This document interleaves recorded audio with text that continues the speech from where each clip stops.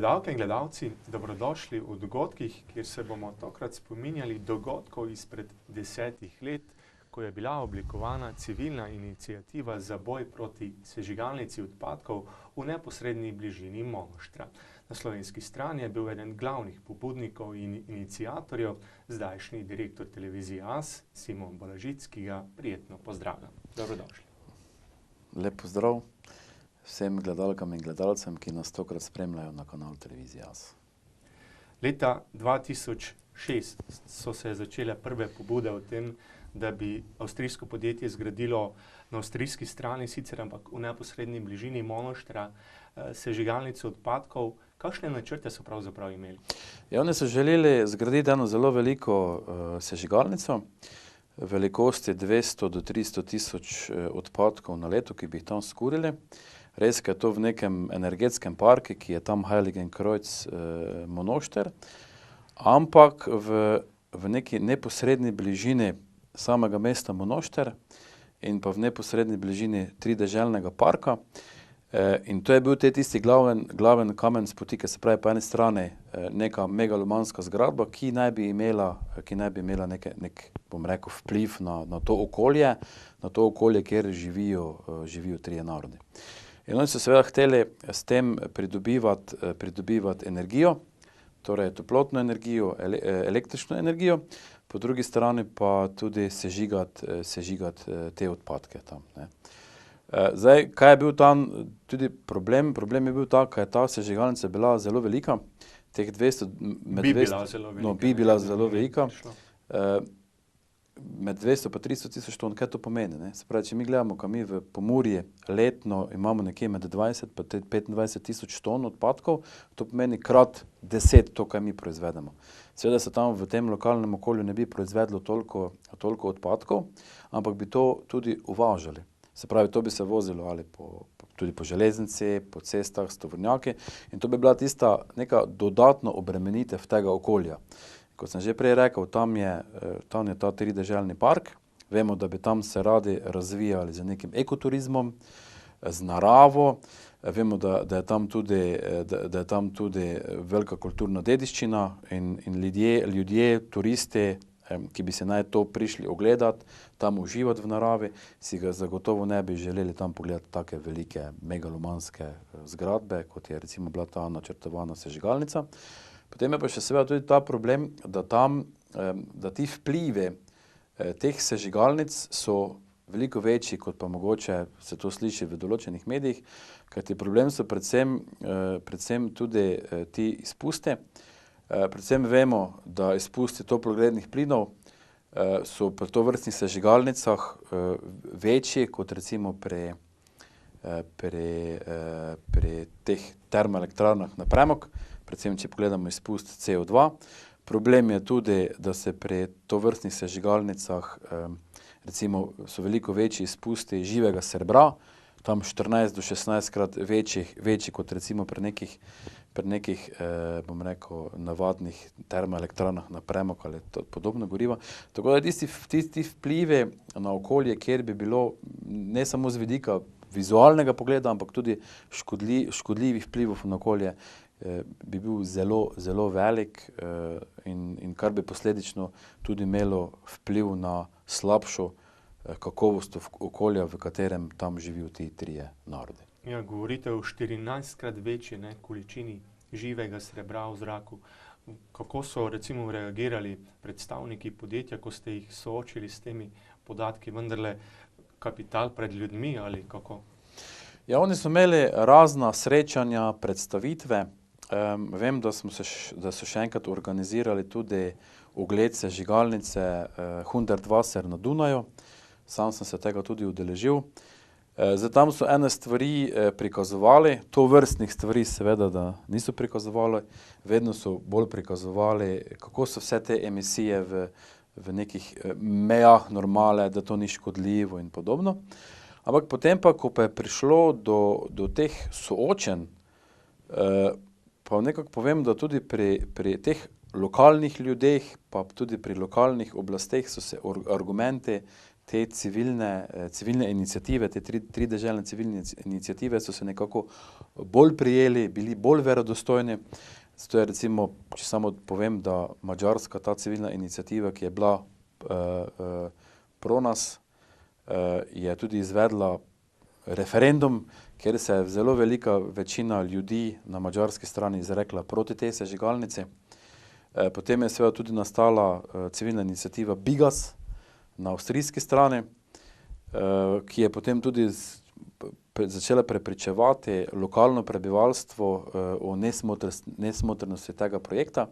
No, na koncu pa seveda smo se te vsi trije nekako povezali v to trideželno inicijativo, kjer smo bili iz Slovenije, bom rekel kot jaz, kot naša skupina, potem so bili ti Pro Natura. No, letos mineva 10 let, odkar ste se združili v teh trideželnih iniciativah. Kakšne so bile pravzaprav vaše takratne zahteve, tiste glavne, in kdo vse so bili predstavniki teh iniciativ? Ja, zahteve so bile, seveda, da se ta sežigalnica ne zgradi. To je bila naša osnovna zahteva. Smo se pa na nek način, so bile tri te osnovne organizacije, ki so se povezale v tako imenovano panonsko inicijativo. Prvo smo bili, se pravi, naša skupina iz Slovenije, potem so bili iz Madžarske Pronas, se pravi, to je Pro Natura Szent Gotthard, se pravi za naravo Monošter. Potem so bili Avstrijci, Bigas, se pravi, ono podjetje je bilo Begas, tudi so si dali ime Bigas. To je pa pomenilo Bürger iniciative Gegen Abfallschweinerei. Se pravi, to je civilna iniciativa proti smetarski svinjariji ali nekaj podobnega. Ne? Se pravi, do tega sestanka oziroma do tega srečanja je prišlo pred 10 leti marca v Monoštru, v gledališču, kjer smo se na nek način srečali, se dogovorili, da bomo sodelovali. In potem so seveda tudi tam 2007, 2008, 2009 tudi bile vse te aktivnosti tudi najbolj skoncentrirane.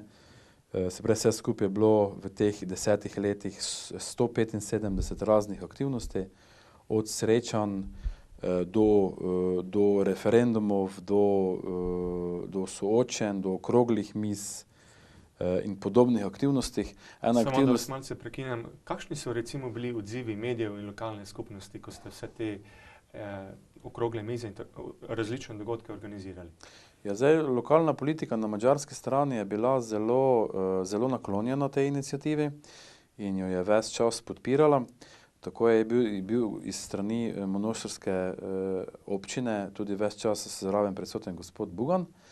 Na avstrijski strani je pa bilo sprva, kar se tiče lokalne skupnosti, prisotna velika naklonjenost temu projektu, vendar za časoma pa tudi lokalno prebivalstvo, kaj te vemo, ne, to vemo, da se tudi pri nas dogaja, da te velika podjetja kupijo te lokalne medije in potem prek teh lokalnih medijev poskušajo prepričevati lokalno prebivalstvo o smotrnosti in o upravičenosti tovrstnih podjetij oziroma tovrstnih projektov.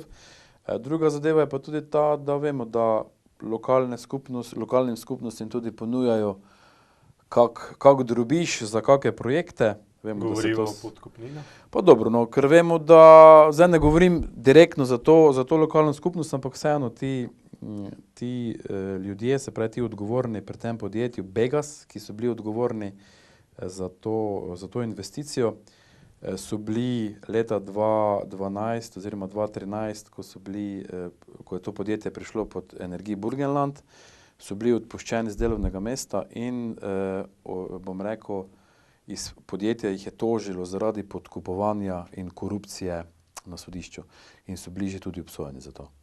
Tako da tu so bile neke pravne posledice in jaz samo čakam, kdaj se bo v Sloveniji kaj podobnega zgodilo. Ne? Ko to vidimo, da v Avstriji očitno ta pravni sistem deluje, pri nas pa še tega ni. Ne vidimo, kaj se okrog T6 dogaja.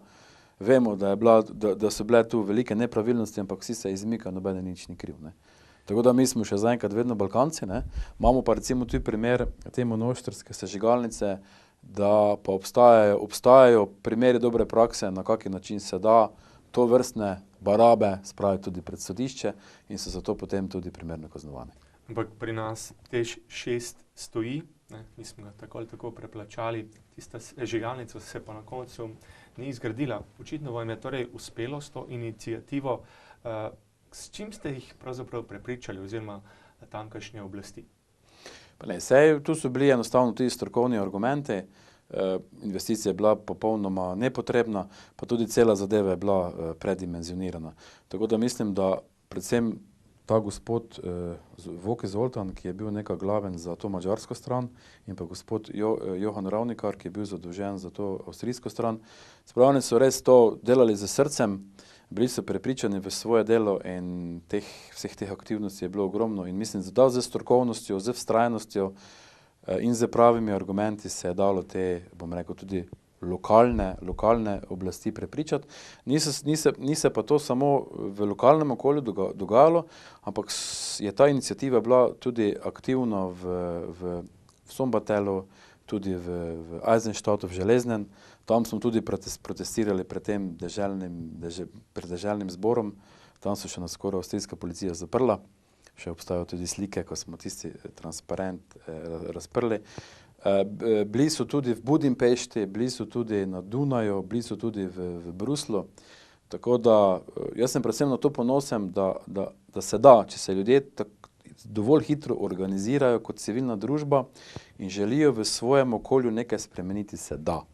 In ta sežigalnica, te aktivnosti, v tem primeru je to en primer dobre prakse, na kak način lahko civilna družba spremeni stanje v svojem okolju. So vam kdaj grozili? Meni ne, so pa kolege na Madžarskem in v Avstriji hoteli podkupiti. Pa grožnje so bile tudi, jaz se spominjam, kjer je skoraj prišlo do pretepa, jaz se spominjam ene predstavitve tega podjetja Begasa v Heiligenkreuzu. Tam je bila ena dvorana, ki je bila najeta in so oni to predstavljali. Tam so seveda bili na začetku ti njihovi podporniki. V prvem delu to je bila ena velika taka dvorana. Njihovi podporniki, tudi takrat so še te avstrijske lokalne oblasti bile za njih. No, v zadnjem delu dvorane smo se pa te mi protestniki pojavili, se pravi ta trideželna iniciativa. In smo skupaj potem, ko so oni imeli tisti uradni del predstavitev projekta, prišli tudi mi do besede, argumentiramo tudi povedali svoje mnenje, tudi povedali, da nas skrbi ne samo za nas, ampak tudi za naše zanamce. In takrat je prišlo do kar ostrih besednih dvobojev in moram povedati, da sem takrat v eni sekundi že mislil, zdaj bo pa prišlo do množičnega pretepa. Ampak smo se potem umirili, še povedali nekaj krepkih in se potem razšli.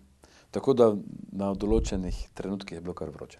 Če takratni duh časa, to uporništvo prenesete v današnji čas, pa tudi danes se seveda pojavljajo iniciative, predvsem za Muru je taka ena zelo aktualna, kako bi potegnili neke vzporednice s tistim časom, s takratnim bojem in današnjim bojem? Imamo na eni strani podjetja, ki želijo nekaj graditi, vi temu nasprotujete. No zdaj, ta zgodba z Muro se tudi vleče že iz tistih časov, ne. Vemo, da se je zadeva začela že tam konec 2005, v začetku 2006. Ta zadeva se vleče že 10 let. Zdaj več kot 10 let. Zdaj seveda vzporednice so, ne. Zato, ker na Muri je bila po eni strani ta sreča, ker se je ta civilna družba dovolj hitro aktivirala, tudi mednarodno povezala, ker tam, če je bila tam trideželna, je tu štirideželna, se pravi, so še poleg nas, Avstrijcev, Madžarov, tudi Hrvati zraven. In se je z pravimi aktivnostmi, pa mislim, tudi s pravimi argumenti, tudi pravočasno vse skupaj organiziralo.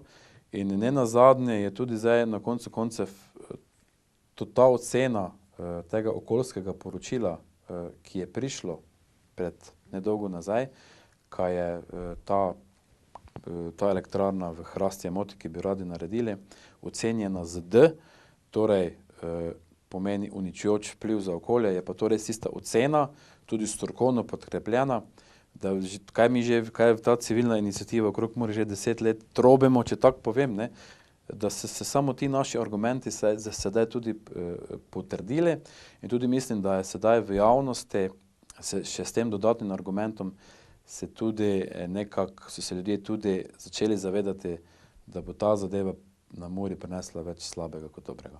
Tako mislim, da smo na Muri na pravi poti. Je pa še seveda ogromno stvari, kjer bi se ljudje lahko malo bolj angažirali, ampak nažalost pač ugotavljamo, da je ogromno ljudi zapečkarjev. Kavčarjev, ne. Jaz imam enega pajdaša, ne, ko sem ga pred leti vabil, pridi zraven, gremo malo akcija, pa to, pa bomo malo protestirali, pa povedali, pa te stvari. Veš, kaj mi je rekel?